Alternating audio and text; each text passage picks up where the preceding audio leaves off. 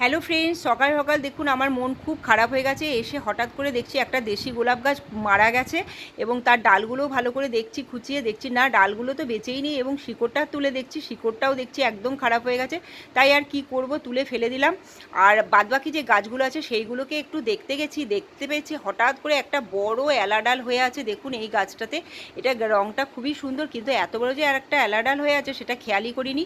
এই গাছটাও কিন্তু খারাপ হয়ে যেত, তাই জন্য তাড়াতাড়ি কী করলাম, এলা ডালটাকে আগে কেটে বাদ দিয়ে দিলাম। আর আমার যে দেশি একটা গোলাপ গাছ আছে, সেই গোলাপ গাছে প্রচুর পরিমাণে ফুল হয় এবং বড় বড় ফুল হয়।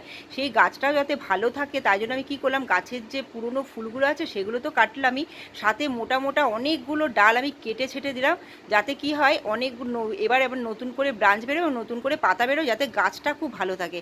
তাই জন্য এই কাজটা করলাম। আর এখানে দেখুন আমার থোকা গোলাপের মানে একদম থোকা থোকা পুরো গোলাপ হয়ে আছে, দেখতে কিন্তু দারুণ লাগছে। তো ভিডিওটা যদি ভালো লেগে থাকে চ্যানেলটাকে সাবস্ক্রাইব